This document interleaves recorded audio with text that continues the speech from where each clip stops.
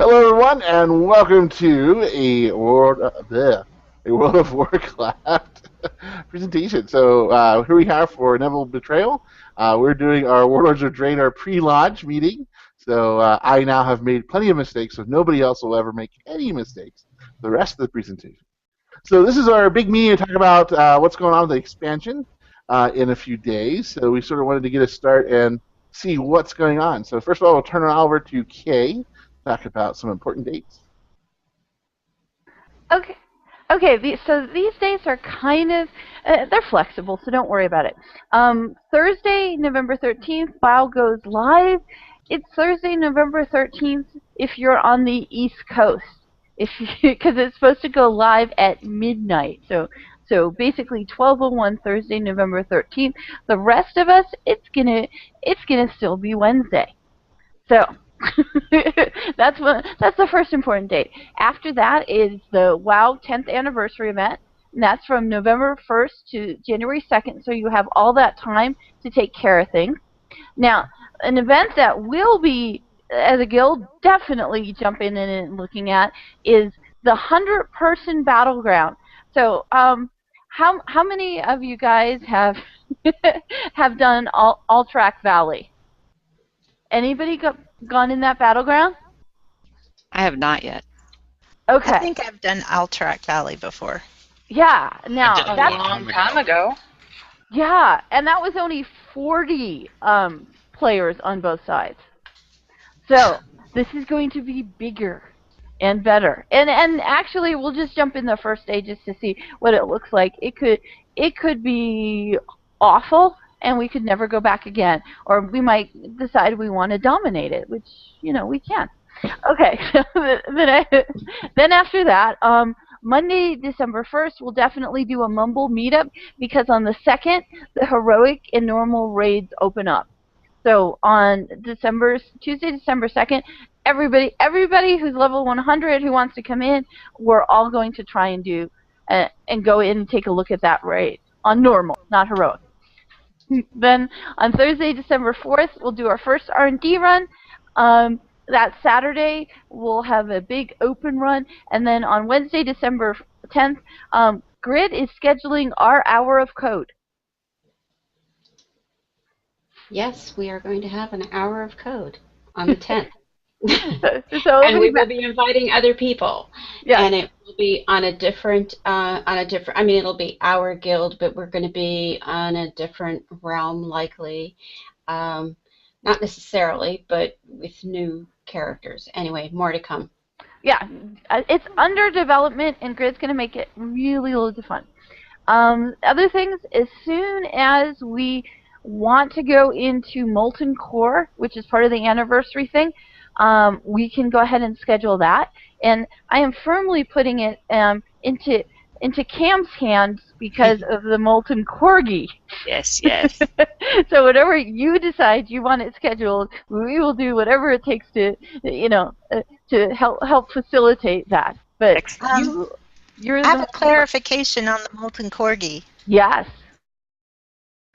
Everyone who logs into the game during the anniversary, while member months that it's going to be going on, the first time you log in, you get the Molten Corgi.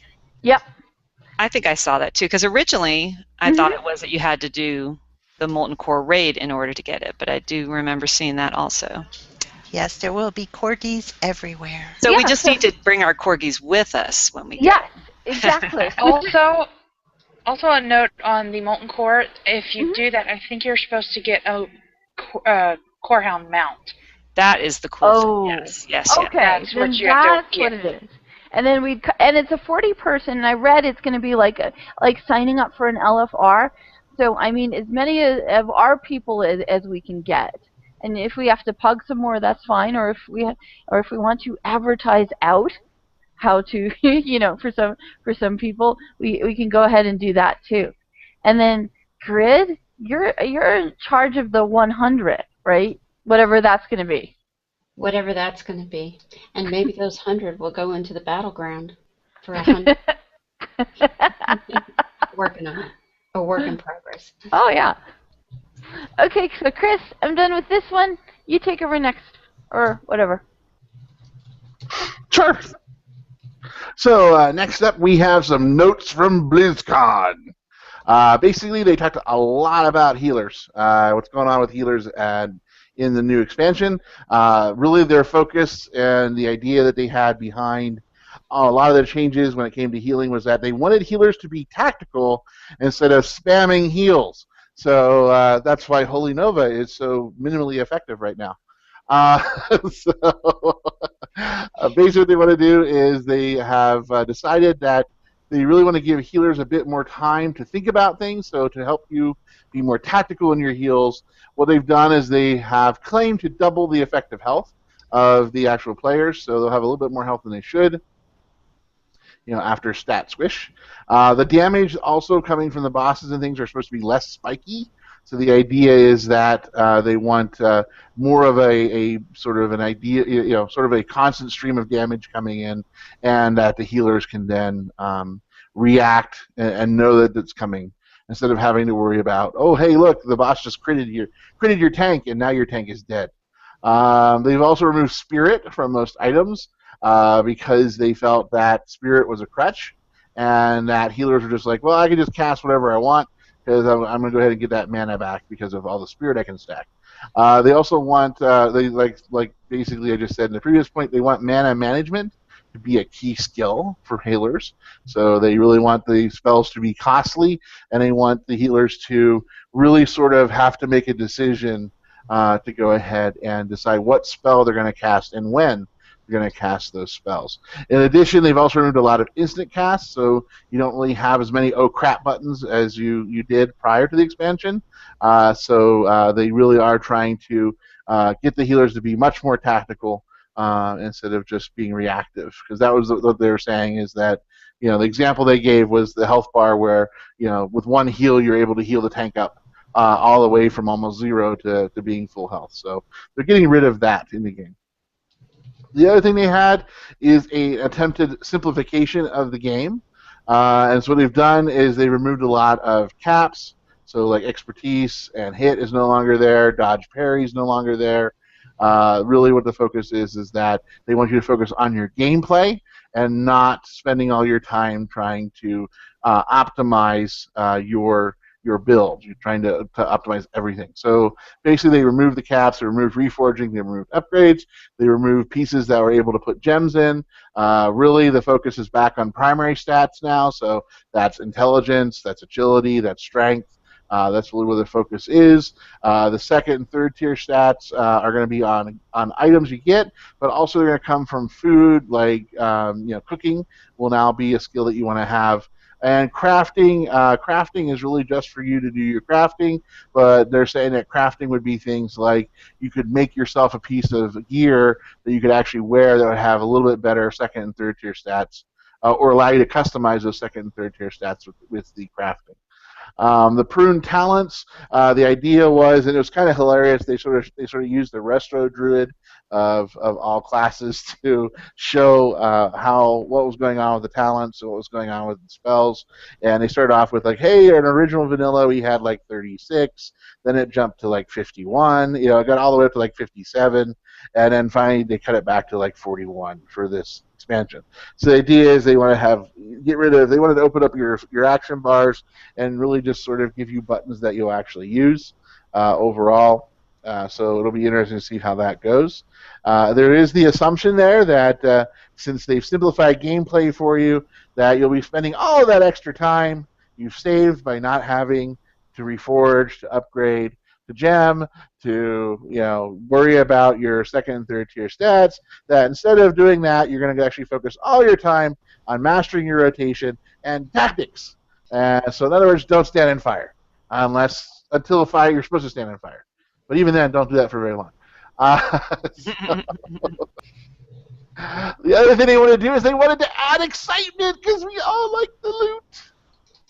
So they're really looking at adding excitement from the loot. So the idea is that as you're playing, as you're running around, you'll get random chances of getting blues instead of greens, and that also kind of what they're saying is that this is actually going to happen like for quest rewards. Is the quest reward may say you're supposed to get a green, but by random chance when you turn in that quest, it might turn into a blue.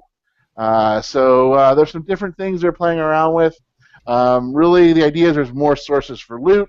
The other thing is that they're going to add some extra bonuses in there, so randomly generated. So again, you got to make all your sacrifices to the RNG gods, but you may get some bonus effects to pieces like there might be a prismatic slot in it. There may be an additional third-tier stat like multi-strike or versatility. They'll have different things there. The other thing they announced at BlizzCon was that the tier tokens and Warlords of Draenor will actually give you a chance whenever you right-click on them. So think Timeless Isle tokens. What will happen, instead of actually having to go to a vendor, you'll just be able to right-click on the tier tokens now, instead of having to go to a vendor, and it'll automatically turn into a piece for you that'll be work for whatever spec you're in. And it'll also allow you to change out different specs. So we'll see if it works for druids or not, since druids have 4 specs, but we'll see what happens. But the other thing about it is that those pieces, now you have 4 tier pieces, and that tier piece could be a Warforged tier piece. So that's like so basically it's an extra 6 item levels on top of what the base one is. So that'll make some things interesting there. The focus they had whenever they were building things was appealing to the, this is sort of my commentary. It seems like their focus was more about they're trying to appeal to everyday players. And one of the people asked questions about, well, if I'm a raid leader and if I'm the loot master, well, how do what am I supposed to do when it comes to these tier tokens now that now it could be, someone could get a Warforged set and I don't want them to get a Warforged set. And basically Blizzard was sort of like, dude, I hope you're taking people to raids because you like them, not because not because you're just trying to pick out who gets what gear. So they're saying, too bad, if you want to be a gear micromanager, they're not going to allow you to do that. It's just going to be random chance when it comes to whether or not they get Warforged pieces or not. So that's just the way it goes. So it'll be interesting. So like I just said, raid leaders will have to think a little bit more about the loot. Tracking players. They also announced an interesting piece on the Heroes of the Storm. Actually, what they're doing in Heroes of the Storm is they're actually tracking player tendencies. And so what they're saying is that what they're doing is that they're tracking players' tendencies, and what will happen is that they will match leavers. So the way they stated it was like, well, if you leave a match, we will assume that's the play style that you love. You love leaving matches, and that's your preferred play style. So what we're going to do is we're going to match leavers with leavers in future matches. And so the question I had immediately was that, that's interesting that they're playing with that analytic, but I'm wondering is if this will come to WoW like for LFRs or like other pieces. So it'll be interesting to see if that eventually moves over. Because a couple people there in the Q&A session there was asking, how come we can't take this sort of, analytic, and why can't we match it over to like Battlegrounds? So that way people who are deserting Battlegrounds can get put in with other people who desert Battlegrounds. Instead of the hardcore gamers that play it to the death. So it'll be interesting to see what happens, but that's an interesting analytical tidbit I found out. And hey, guess what? There's a movie. Yay! So there's a big promo for the movie. Unfortunately, they didn't show it in BlizzCon. Boo! You actually had to be there. They were playing pieces of it.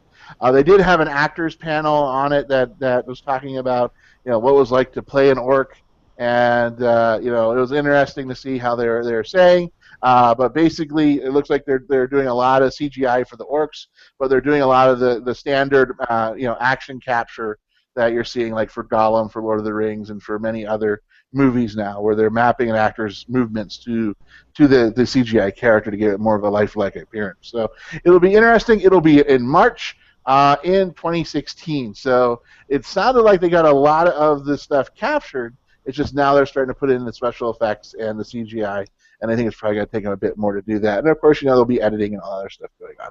But a really cool poster. This is actually an orc war shield. So you can actually go to this website that's down there at the sort of bottom of the screen here, fightforthehorde.com, and you can sign up for it. You give them your email and some other stuff, and they'll send you updates about it. But they also give you a faction pack, so you can actually get a bunch of promotionals, which is what one of those promotionals is. What this image is you see here is from that promotional packet, and you can also download those JPEGs, and you can start using those. So there's some different things that are there that you can play around with. So now moving forward, so always be prepared. So one of the things that we were thinking about, is that some of you may never have been in an expansion before. So here are some basic things that to think about while you're getting ready for Thursday. Basically, take the day off. No, if you have vacation, take Thursday and Friday off, maybe even Monday. But the thing is clear your quest log of all of the old Mr. Pandaria quests. Remember, you're only allowed 25 quests, so you want to clear those off so you can get all Warlords of Draenor goodness in your quest log. Also, you probably want to get all the gems and enchants on all your gear to give your gear its longest usefulness. It'll also help you clear your banks out of old gems and old enchanting mats that will no longer be valuable once the expansion comes out, because as everyone knows, when the expansion comes out, typically greens are better than your purples. We'll see what happens with this. I think there's going to be a bit more with the stat squish that maybe your Mr. Pandaria raid gear, if you're a raider, that gear you got from the raids, from the flexes and the normals, may last a bit longer. And we'll talk a little bit about that whenever we talk about gear drops from different dungeons, so you sort of see where everything's at. The other thing is do the Iron Horde invasion, because as we noted from the Black Prince quest, that there will be a legendary item, by the way, in this, and it will be a ring. And they said the ring will be a lot like what the cloak was. So there'll be a series of quests where you get a ring, and then you continually upgrade that ring until it becomes legendary. So basically, you definitely want to do all parts of the invasion, otherwise you might have to go back and do it. Again, empty your bags of everything but food, pots, bandages, and hearthstones. So it gives you more stuff, because the longer you go with your empty bags, again, the more empty your bags are, the more stuff you can put in it. Other thing is you might want to talk to a tailor to get bigger bags. If you have a lot of netherweave bags, you can probably talk to a tailor and see about getting a match to make you the larger bags. Right now, the largest bag out there is the Royal Satchel, and that is basically 28 slots. And there will be bigger bags in the new expansion as well.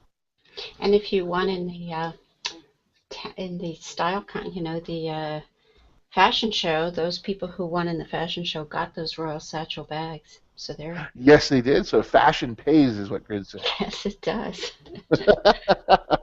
And also, you can also go ahead and, if you haven't done it yet, go into the Kunlai Summit. The Grummies, helping the Grummies get from station to station, actually gives you a Grummy sack, which I believe is a 22 or 24 slot bag or something like that. Ooh. So that's another thing you can look for if you haven't done that quest. Look up. I think it's called a Grummy sack or a Grummy backpack. That's there. So anything else? When you're on, see who's on when you're on, and the days leading up to the Warlords of Draenor, and see if you guys can form a group. It does pay off to form a party, as you've seen a lot in a lot of playing around, especially with the invasion. Is if you're in a group, it does help everyone get achieved without having to kill everything by yourself. So there's lots of different things you can do there. And of course, as frogs have taught us, sometimes if you're running a healer, they might not be the best at DPSing down the baddies. It's kind of hard to heal something to death. So basically on opening day, get a guild group going, especially a starting group. Have the party leader put markers on everybody so you can tell who's in the party and who's not. Those are the little like discs and skull and blue squares and things like that. You want to get out of the starting area as fast as you can, because everybody will be there. I was just talking to a friend and saying, well, what's it like for an expansion? I go, okay, well, here's what happens. In a 24-hour period, you have every single one of our 6.4 million players of World of Warcraft will log in in the same area at roughly around the same time, and they'll all try to do the same quests and run through the same pieces. So the biggest thing there is that you want to get out of that starting area and get through it as fast as you can. You can always go back. For those of you that are more about the lore or want to look at the details and stuff, you can always go back there, because probably in about 2 weeks everyone will have run through that, and basically you'll be able to go through that like it's a normal zone and not have to worry about the crush. The other thing is, expect a mess. Have patience. There will be lag. There'll be crashes. There's always going to be somebody who will probably go to Ordos or something and get the blood coins or whatever, and then try to run out there and try to gank everybody. PvPers there trying to gank people. They'll be farming, so people will be camping spawn points. So it's really going to be a free-for-all to try to go ahead and get your pieces. Another reason why you want to be in a party, because everyone in the party typically will get credit for that. And the other thing is definitely make sure you put on your Hellscream heirlooms, whether they're 5.56 or 5.69. They will scale with you all the way up to 100, so you won't have to worry about weapons. So you'll be able to go ahead and just keep focusing on getting more gear, getting things up. Other thing, like I said before, totally expect that eventually greens will be better than your purples or your blues. That always happens in expansion. I think they tried to mitigate that a little bit because they wanted the raid gear to carry a little bit more over, and also the legendary cloak is supposed to keep you all the way up to around a level 100 is how far the legendary cloak is supposed to last you. So those are things to think about. So here are the zones. So this is from Wowhead. The zones are Frostfire Ridge. Will typically be what they're saying is the Horde area, the initial area after you get through the starting zone. Shadow Moon Valley, excuse me, will be typically the Alliance side. They're all contested, which means you'll be running side by side with Alley Tunes. You could end up doing that. And those are all level 90s. Level 91 is Spires of Iraq. And then 92 is Gorgrund. Number 93 is Talador. 98 is Nagrand, so we won't be able to go to Nagrand until level 98. Well, you can probably go to 98 before that. Before you're 98, but you might get squished. Then Ashran. This is the one we heard about a lot about. This is World PvP. It's on its own separate island, kind of like Timeless Isle, but it's a full-on World PvP island. So it should be interesting to go there. And now an interesting comment I saw on Wowhead that people were talking about is there is an island that they're calling Farallon. It's not accessible yet, but they're saying it is east of Gorgrond and it is north of the Tanai jungles. And it's not Ashran, but it's supposed to be another island. So they're wondering if it's going to be unlocked later in the expansion, kind of like how Timeless Isles was unlocked later on in Mists of Pandaria. So that's something that they're looking at there. For those of you that like lore, Farallon was actually what is now currently, if you go to Outland, it's actually Netherstorm in the Outland. So it'll be interesting to see where they go from there. Here's the map. If you haven't seen it yet, this is what it's going to look like. There's the Tanai Jungle. Notice that wasn't on the list of things, and that is the starting zone. So we'll talk a little bit about that in actually one or two more slides. So this one gets turned over to Jocelyn's up next to talk about what's first. And hopefully this time without microphone trouble. So Tanan Jungle is actually the starting zone. If you have newly boosted, you will go here to learn your skills and abilities, but you're still going to be able to go with a group. Once you've done this whole thing, it's just going to give you an achievement, Welcome to Draenor, because it's trying to get you set up for the story. Also, there's not going to be any flying in Warlords, because that's how they usually do a patch. Or, well, not a patch, but the expansion. They will probably get it in one of the first major patches. And after you've done the jungle, where we go into the Frostfire Ridge, we will actually be able to start our garrisons, which... Yay, garrisons. So pretty much the jungle is just for like outlining the storyline, getting you used to like maybe the mechanics of the new expansion, and you get the achievement. So garrisons, they start out in the Frostfire for the Horde, and then the Alliance, it starts in Lunarfall. We cannot move them, but you can actually have outposts in the other zones to kind of work through the whole thing. A recommendation on the garrisons would be to level. If you wanted to level through dungeons, that's fine, but you're probably going to turn around and do a little more time with the garrisons. They say that there are quests that can kind of, while you're doing stuff at your garrison, you can go quest and pass the time, so it goes on. They're based on your character. Some people were worried that they would be account bound, but they're per character. And you can have like 3 professions. If you don't have the profession, but you have the garrison building, the NPCs can probably craft most of the warlords patterns for you. And that's based on what I was reading, and I don't know all the answers with the garrisons. So, do you think that once we figure out what crafting we're going to do, that maybe we should put it up in the Google community so we can see across the board who in our guild is doing what? Well, that's one thing, and also in Google Plus, I noticed that Dorisona did post the what did she call it? Anyway, Garrison there's something calculator? Yeah, the calculator. Yeah, that was it.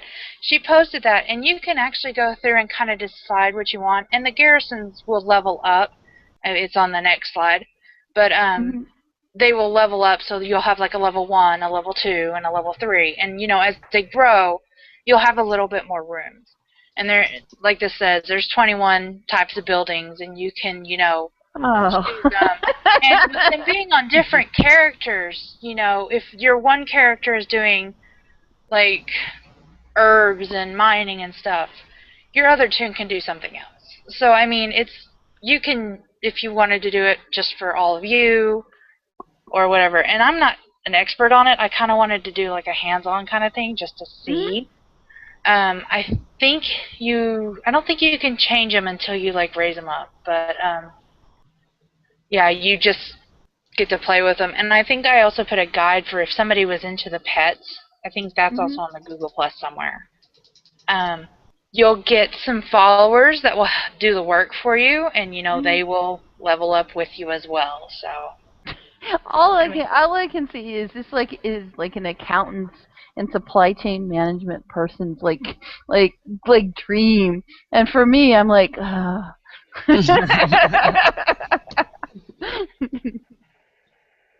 just ready to play with them, especially if it's going to help you with like gathering like the fish, the herbs, the mining, because like Chris said, everybody's going to be there the first day. They're going to be there for at least a month, and then it might calm down just a little bit because everybody's going to go, oh, got one. Oh, let's go to the next or something. So.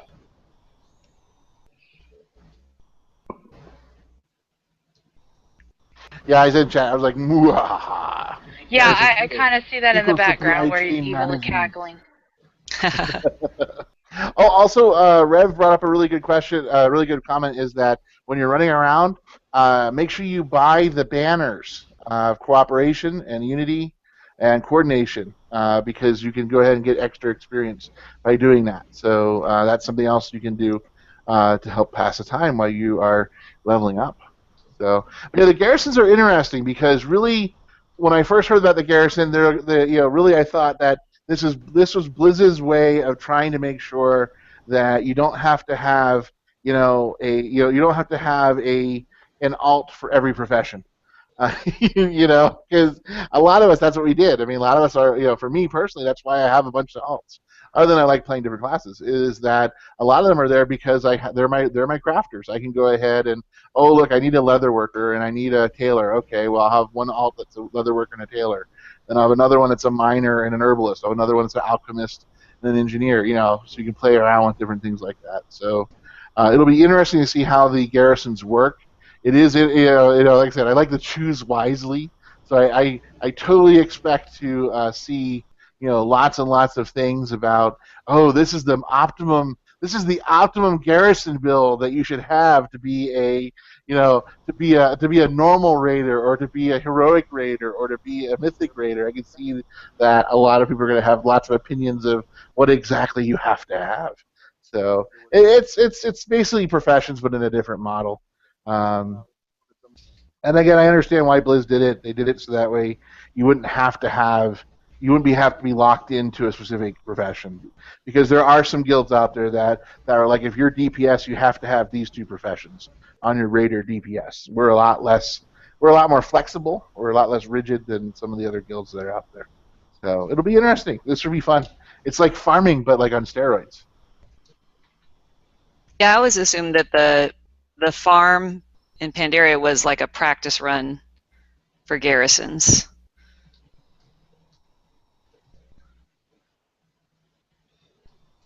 Yeah. So can you talk a little bit more about the tiers?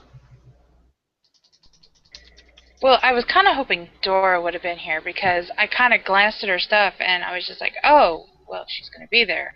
But yeah, you in the Garrison Tier 1, you get like a small plot and a large plot, and you do have a barracks. I'm assuming because of the calculator when I played with it, it really just had, two options where you pick them and then you had one.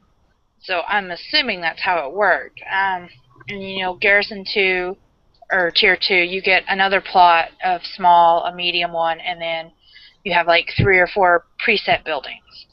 And then, at Tier 3, you get another one of the small, medium, and large, and then you have another final one that's already there, which I'm assuming the barracks in Tier 1 is like the pre-set one that you get. So Yeah, it seems pretty much. Again, I haven't played with barracks. I haven't played with the garrisons at all, but it seems like they're really modeling it after the Tillers farm, where basically you have to unlock different pieces of it, and then you have I'm sure that to recruit followers, you probably have to do something where you are building up reputation with a certain group to be your people.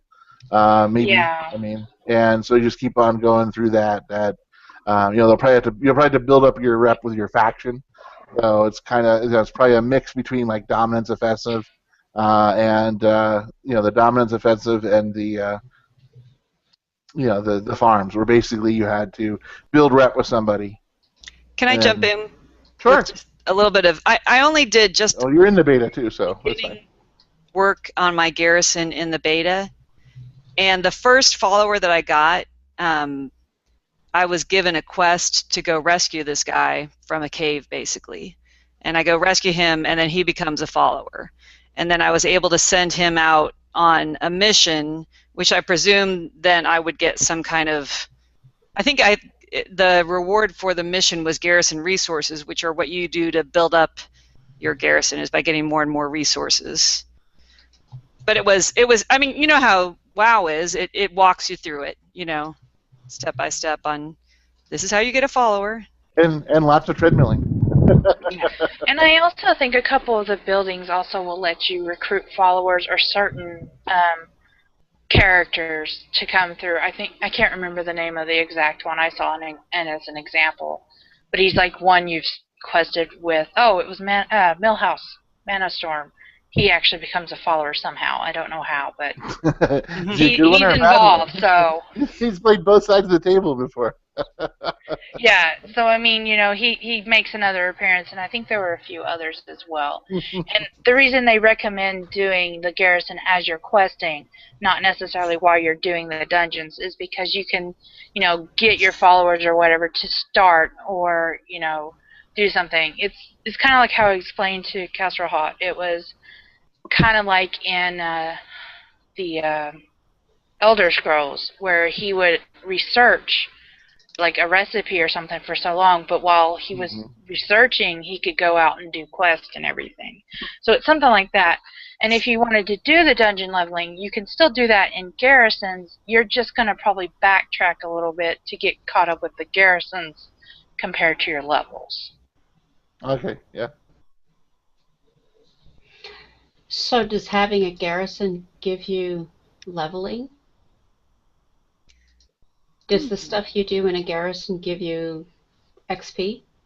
I know that I did some quests to, as part of setting up the garrison and getting it started and setting up the barracks.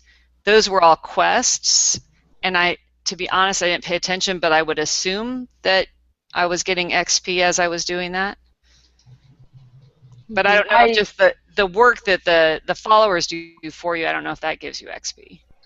Yeah, I didn't see anything, but I wasn't particularly looking. I just kind of assumed you'd get some experience for doing this.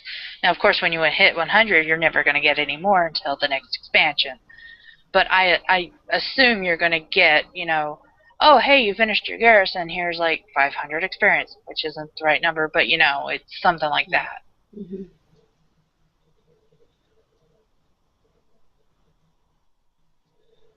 Cool. So we've got anything to look forward to. Well, thank you very much. Go ahead and move on to dungeons. So we talked about dungeons. There are actually going to be 8 dungeons, and based on Wowhead. Now I will say that these levels are approximate levels because there was even some disagreement in some of Wowhead's pages. But anyways, the appropriate level for the Blood Maw Slag Mines. Sounds like someone's name. Should be. Sounds like a good orc name or like a good ogre name there. Is a 90 level dungeon. It drops 530 gear, and you have to be level 90 to wear that gear. So those are some things to think about. Then we have the Iron Docks, which is level 93 to access it. It drops 550 gear, so that would be right around your flex gear, that I should say your normal gear that you've upgraded 4 times. You'd still be right in that line there with the Iron Docks. So it looks like that gear from the normal should last you until about level 93 or so. And you have to be level 92 to wear that Iron Docks gear. This is why I said there's some weird approximations here, that you have to be a 93 to get gear that you can wear at 92, which is kind of weird. Then you have Auction Down, which will drop 570 gear. So this would be gear that's right along the lines of your, and those of you that have done heroic rating, this is sort of right along the lines of the heroic gear once it's been upgraded twice, or should I say 4 times. You have to be level 94 to wear that gear, but apparently, according to Wowhead, you'd be level 95 to access that dungeon. So I'm sure there'll be some tweaking of those numbers later on. But again, these are all approximations. Skyreach is the next one. This looks like a really fun dungeon because there are a lot of videos out there by Fat Boss and some other places that are showing you sort of what these dungeons look like. Again, they're all in the beta or the alpha test, so probably a lot of things have changed. So we'll have to look for newer videos once they come out. But 9 levels, that's supposed to be accessible at level 97. It will drop 600 level item here, so that means that your legendary cloak should last roughly till level 97. And basically, it says that you have to be level 95 to wear it. That's from the Dungeon Journal, so I don't know if that's just a mistake or a tweak. Then basically the level 100s that are there are the Grimrail Depot, the Shadow Moon Burial Grounds, the Everbloom, and of course Upper Blackrock Spire. That's the that's the higher level one, not the nerfed level 90 dungeon that you can now currently access. So that'll be a level 100 dungeons. They will drop 615 gear, and you can start wearing them whenever you can start wearing them at level 97. So we'll see about whether these are max level dungeons or not. And of course, once you hit level 100, you'll be able to do the heroic version of all these, which would then go ahead and drop 630 gear. So that would give you that piece there, and those are only wearable at 100, of course. So that's sort of your breakout when it comes to the dungeons that are out there. So I'm sure we'll all love the dungeons and get used to doing the dungeons. The good news is that we will still get the money for the guild from the dungeons. The bad news is there's no more cash flow, so we'll still have to watch repairs and things like that to keep a balance up in our guild bank. There'll also be world bosses. The 3 world bosses I've found so far are Drove the Ruiner, who's a big bad Gron running around, and he's in Gorgrund. He drops level 650 gear. Now, I didn't see any tier gear that he drops on any of these. So I'm wondering if they just aren't having the bosses drop, typically, last 2 expansions, the world bosses have dropped a chance at getting tier hands and tier legs.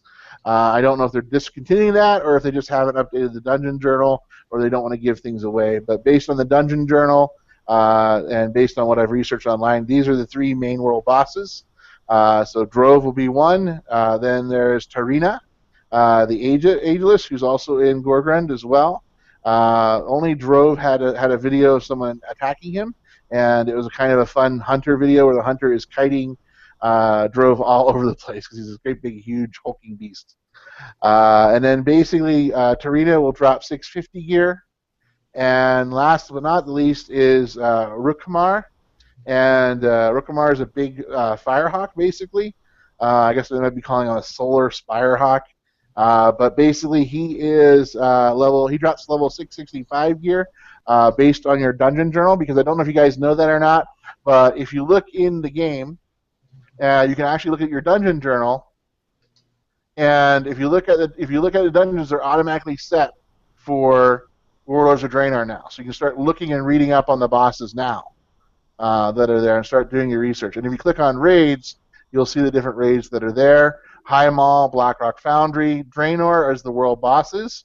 So here are the 3 world bosses that I was talking about. So this is what Rukmar will look like. So it looks like the Dread Raven, but fiery.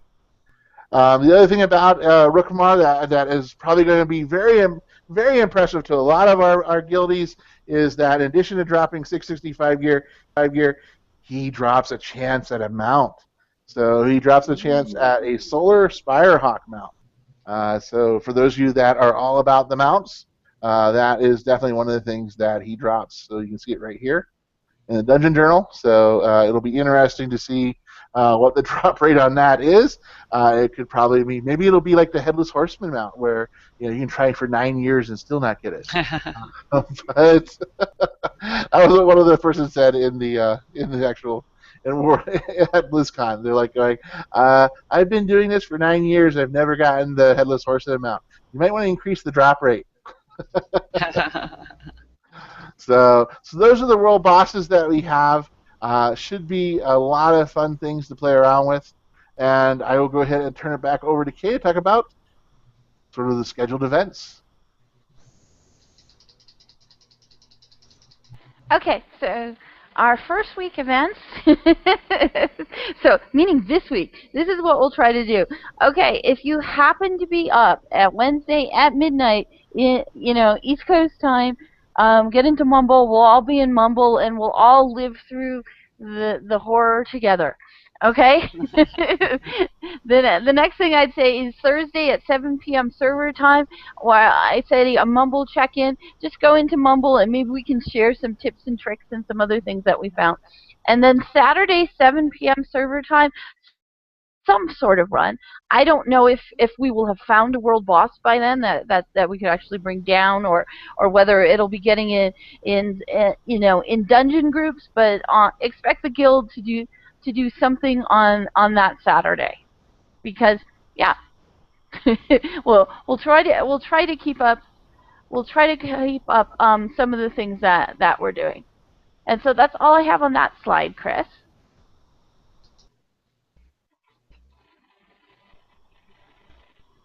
That's it? Yeah, but if that's the last one, then I do have something else to show the guild really quickly. Okay, let me share my screen.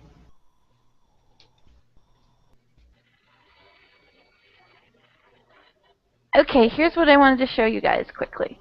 And let me know, can you see it on the screen? Okay, guess what? You did the veg nominations already, and now it's time to vote. So I just wanted to show you guys what the vote looked like, because our guildies got in a lot of places, and you can only vote once, and you have to log into your Gmail to go ahead and vote.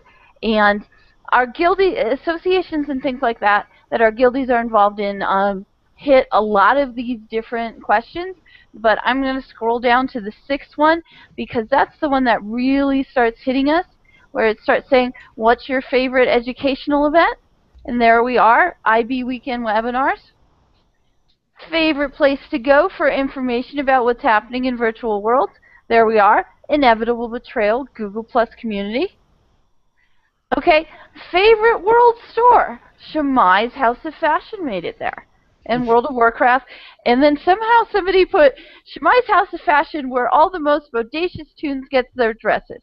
That doesn't sound like anyone in our guild, does it? So I'll scroll down. Shemai's House of Fashion, obviously making it a really good showing there. And I scroll down to here. Your favorite place to hang in a virtual world, World of Warcraft and IB made it. Favorite virtual world blog, we both have Grid Jumper and Educating Lotus right there. Best conference workshop, hangout, blah, blah, blah, in a virtual world. IB Weekend Webinars. Then scrolling down a little bit more. Let's see. Your favorite individual PD recording, professional development recording. Inevitable Instructor State of the Guild. The Go Fish World of Warcraft that our very own Shemai not only produced, starred, everything. And then your favorite virtual world or game charity event. Somehow Running of the Gnomes got nominated. So I just wanted to show you guys that. It is here. If you go onto our community site, just look for the Veg metagame and click on the form, and that you'll go ahead and get into it. And that's all I have. But what do you guys have when it comes to World of Warcraft and Warlords of Draenor?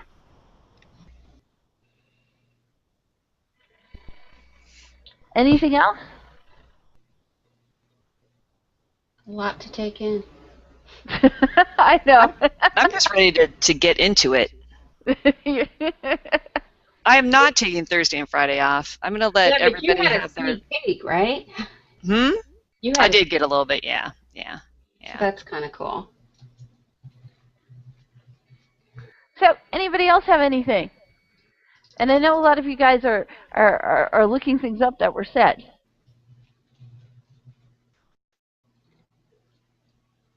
No, I don't have a lot to say. I think that we're all waiting for, Wednesday can't get here.